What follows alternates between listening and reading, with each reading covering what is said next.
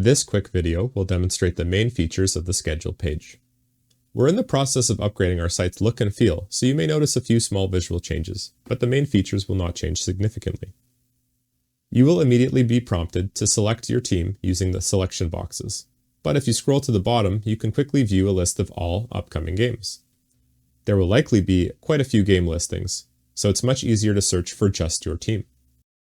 First, select the day of the week that you are playing. If it does not show up right away, wait a few seconds for the page to load the available days. Next, find your team name from the list.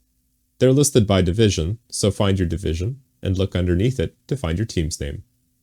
A few changes will happen immediately. First, the calendar at the bottom of the page will be updated to only show your team's events. This can be helpful for people who just want a quick view of the upcoming schedule.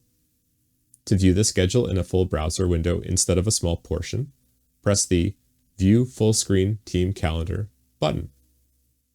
You can press the event titles to get more information about the upcoming games. To get games on your device's calendar, press the button right below the team drop-down menus.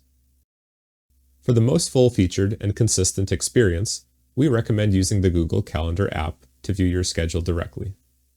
Your team's calendar can also be imported into your preferred calendar, such as the iPhone Calendar app or Outlook, by downloading and importing the team calendar's iCal file.